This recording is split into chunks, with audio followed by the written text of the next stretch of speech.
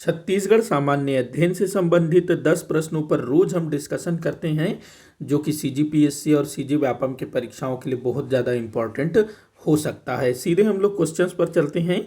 तो आज का पहला क्वेश्चन है, छत्तीसगढ़ राज्य शासन द्वारा घोषित सामान्य अवकाश कौन से हैं? तो ये अभी वर्तमान समय में हमारी जो भूपेश बघेल जी की सरकार है, तो उनके द्वारा घोषित सामान्य अवकाशों के विषय में पूछा गया है। वैसे तो छत्तीसगढ़ सरकार द्वारा बहुत सारे अवकाश घोषित किए गए हैं पहले, लेकिन अभी जो भूपेश बघेल की सरकार है उसके द्वारा कौन सी छुट्टियां घोषित की गई है? तो देखिएगा, हरेली जो कि जुलाई में या फिर कभी कभी अगस्त भी चला जाता है, तो ये जो है हिंदी कैलेंडर के हिसाब से सावन अमावस्या को हरेली का पर्व मनाया जाता है। तो ये जो है अवकाश घोषित किया गया है। इस साल हरेली का त्यौहार कब पड़ा था? मेरे ख्याल से 8 अगस्त या 6 अगस्त को पड़ा था। तो उस दिन जो है अवकाश घोषित किया गया था।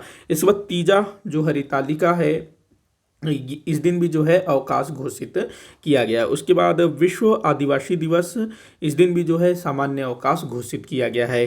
उस वक्त कर्मा जयंती और छठ पूजा जो बिहारी भाइयों का जो पर्व होता है ना, छठ पूजा, तो उस दिन भी जो है छत्तीसगढ़ में अवकाश घोषित किया गया है। क्योंकि हमारे छत्तीसगढ़ में काफ़ी सारे बिहारी भाई बहन रहते हैं, तो उनके लिए जो है आसान हो, क्योंकि काफ़ी दिक्कत हो जाती है जो भी जॉब वाले होते हैं, स्कूल वाले होते हैं, तो उनको, तो इन चीज़ों को देखते हुए भूपेश बघेल की सरकार ने छठ के दिन जो है अवकाश घोषित किया। तो हरेली, तीजा, विश्व आदिवासी दिवस, कर्मा जयंती और छठ पूजा, इन दिनों जो है अवकाश घोषित किया गया है। इसके अलावा अगर मैं बताऊं, गुरु घासीदास जी की जो जयंती होती है उस दिन भी अवकाश होती है, वो पहले से घोषित है।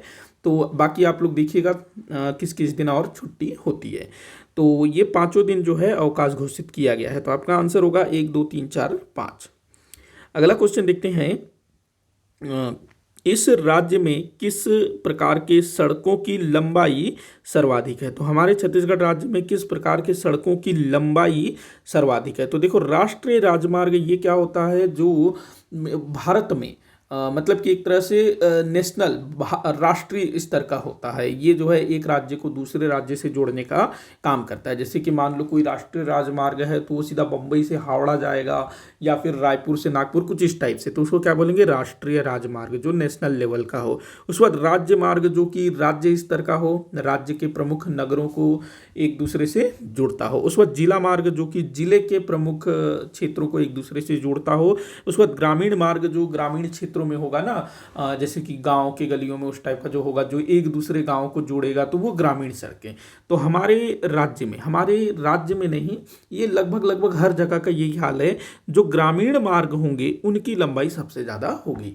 क्योंकि एक गांव से दूसरे गांव जाना है, तो उसके लिए जो सड़क होगी वो ग्रामीण मार्ग के अंतर्गत आएगी। तो ग्रामीण मार्ग की लंबाई सर्वाधिक है। बाकी राष्ट्रीय राजमार्ग ये सबसे कम होगा, क्योंकि राष्ट्रीय राजमार्ग बड़े बड़े शहरों को जोड़ने का काम करेगी। जैसे कि मान लो रायपुर से अंबिकापुर जाना है, रायपुर से राजनांदगांव जाना है, तो ये नेशनल हाईवे राष्ट्रीय राजमार्ग के जरिए जाया जाएगा। वैसे ही रायपुर से जगदलपुर जाना है, रायपुर से सुकमा जाना है, कोंटा जाना है, तो ये सब नेशनल हाईवे के जरिए चलेगा। वही अगर मान लो कि किसी गांव से पड़ोस के गांव जाना है, या फिर कुछ 10-15 किलोमीटर दूर किसी गांव में जाना है, तो जो अंदरूनी क्षेत्रों में जो होगा वो ग्रामीण मार्ग के अंतर्गत आता है। तो ध्यान रखना, ग्रामीण मार्ग इसकी लंबाई सबसे ज़्यादा है। अगला क्वेश्चन है, कोयले के उत्पादन के मामले में प्रथम स्थान किस जिले का है? कोयले के उत्पादन के मामले में हमारे छत्तीसगढ़ में जो कोरबा है ये प्रथम स्थान पर है। तो कोरबा जो है सबसे ज़्यादा खनिज राजस्व देने वाला जिला भी है, और यहाँ से जो है कोयला का भी बहुत ज़्यादा उत्पादन होता है। अगला क्वेश्चन देखते हैं, छत्तीसगढ़ का ब्रिटिश शासन में विलय के समय भारत का गवर्नर जनरल कौन था? तो देखिएगा, हमारे छत्तीसगढ़ का ब्रिटिश शासन में विलय कब हुआ? तो 1854 में। इस समय हमारा छत्तीसगढ़ वैसे तो नहीं था। जो छत्तीसगढ़ है इसमें काफ़ी सारी रियासतें थी, बस्तर, कांकेर, राजनांदगांव, काफ़ी सारी छोटी बड़ी रियासतें थी। इसके अलावा जो रतनपुर, रायपुर वाला जो क्षेत्र है वो मराठों के अधिकार में था, काफ़ी सारा क्षेत्र। तो ये जो पूरा एरिया है लगभग मराठों के ही अधीन था, क्योंकि जो बस्तर है, कांकेर है, वो सब भी मराठों के अधीन हो चुके थे। तो छत्तीसगढ़ का जो क्षेत्र है वो 1854 में अंग्रेजों का अधीन हुआ, अंग्रेजों का गुलाम हुआ। तो इस समय भारत का गवर्नर जनरल कौन था भाई? लॉर्ड डलहौजी, वही जिसने हड़प नीति चला रखी थी। और इसी हड़प नीति के तहत ही हमारे छत्तीसगढ़ का बस्तर सहित ब्रिटिश शासन में विलय हुआ था। तो ये चीज भी आप लोग ध्यान में रखेंगे। अगला क्वेश्चन है, त्रिकलिंगाधिपति की उपाधि किन शासकों की थी? त्रिकलिंगाधिपति, तो ये उड़ीसा के सोमवंशी शासकों द्वारा धारण किया जाता था, त्रिकलिंगाधिपति। वही जो पांडुवंश के शासक है ना, ये भी सोमवंश कहलाते हैं। तो सोमवंश पांडुवंश को भी बोला जाता है, कंफ्यूज मत होइएगा। उड़ीसा के सोमवंशी शासक त्रिकलिंगाधिपति की उपाधि धारण करते थे। अगला क्वेश्चन है, महेशपुर नामक पुरातात्विक स्थल किस नदी के तट पर स्थित है? महेशपुर, तो ये जो महेशपुर है ये कहाँ पर है भाई? सरगुजा जिले में है। और सरगुजा जिले की जो जीवन रेखा है रिहंद नदी, वहीं पर जो है महेशपुर है। मतलब रिहंद नदी के तट पर महेशपुर नामक पुरातात्विक स्थल स्थित है। अगला क्वेश्चन देखते हैं, एशिया का प्रथम घोषित बायोस्फीयर रिजर्व कौन सा है? एशिया, देखो न तो छत्तीसगढ़ का पूछ रहा है न भारत का पूछ रहा है, सीधा एशिया। एशिया का प्रथम घोषित बायोस्फीयर रिजर्व कौन सा है?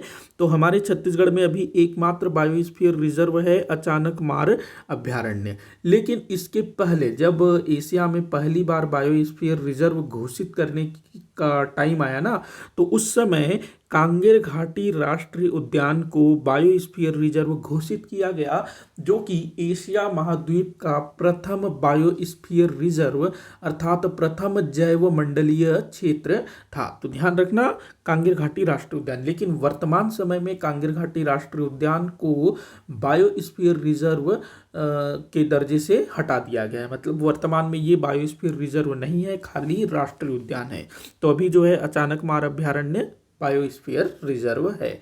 अगर आप लोग बता सकते हैं तो हमारे छत्तीसगढ़ में जितने भी बायोस्फीयर रिजर्व हैं उनके नाम बताइएगा कि वो, और साथ ही साथ वो किस राज्य में, क्योंकि ये जो है पूछा जाता है, बताइएगा। अगला क्वेश्चन हम देखते हैं, इस राज्य का कौन सा लोकसभा क्षेत्र अनुसूचित जाति वर्ग के लिए आरक्षित है? तो अनुसूचित जाति वर्ग मतलब SC, शेड्यूल कास्ट। हमारे छत्तीसगढ़ में टोटल 11 लोकसभा क्षेत्र है ना, तो इन 11 में से कौन सा लोकसभा क्षेत्र SC, शेड्यूल कास्ट अर्थात अनुसूचित जाति वर्ग के लिए आरक्षित है? केवल एक सीट आरक्षित है और वो है जांजगीर चांपा लोकसभा क्षेत्र। इसके अलावा अगर हम बात करें अनुसूचित जाति अर्थात अनुसूचित जनजाति ST, शेड्यूल ट्राइब, इनकी अगर हम लोग बात करें तो 4 लोकसभा क्षेत्र हैं, बस्तर, कांकेर, रायगढ़ और सरगुजा। ये जो है अनुसूचित जनजाति के लिए। बाकी सब जैसे कि राजनांदगांव हो गया, दुर्ग हो गया, रायपुर हो गया, उसके बाद बिलासपुर, कोरबा, ये सब जो हैं सामान्य वर्ग के लिए आरक्षित हैं। बढ़ते हैं अगले क्वेश्चन की तरफ। तो अगला क्वेश्चन दिया हुआ है, लोक गीतों का राजा किसे कहा जाता है? लोक गीतों का राजा ये कहा जाता है ददरिया को। ददरिया जो कि एक क्या कहना चाहिए, एक श्रृंगार परक गीत है, प्रेम गीत भी इसको बोला जाता है ददरिया, जो कि कभी भी गाया जाता है। तो ये जो है छत्तीसगढ़ में लोक गीतों का राजा इसको कहा जाता है। अगला क्वेश्चन देखते हैं जो कि इस वीडियो का आखिरी क्वेश्चन होगा, पोला किस माह में मनाया जाता है? पोला, तो पोला किस माह में मनाया जाता है भाई? तो पोला अभी बीता है ना, तो पोला जो है ये भाद्रपद मास के अमावस्या में मनाया जाता है। भाद्रपद मास, इसको हमारे छत्तीसगढ़ में भादो बोला जाता है, भादो। छत्तीसगढ़ के जितने भी त्योहार हैं, पर्व हैं, इनके संबंध में अक्सर परीक्षाओं में पूछा ही जाता है, लगभग हर बार पूछा ही जाता है कि कौन सा पर्व कब मनाया जाता है, किस पर्व में क्या विशेष बात होती है, कोई विशेष रस्म है, कोई भी चीज़ है जुड़ा हुआ उस पर्व से, तो पूछा जाता है, ध्यान रखिएगा। इसी के साथ आज का ये वीडियो यहीं पर समाप्त होता है। आप लोग मुझे कमेंट करके बताइएगा कि आपसे कितने क्वेश्चन सॉल्व हुए। किसी भी क्वेश्चन में कोई भी डाउट हो तो ज़रूर बताइएगा, ताकि मैं उसको सॉल्व कर सकूं। वीडियो को जितना हो सके उतना आप शेयर करिएगा, लाइक करिएगा, चैनल को सब्सक्राइब करिएगा।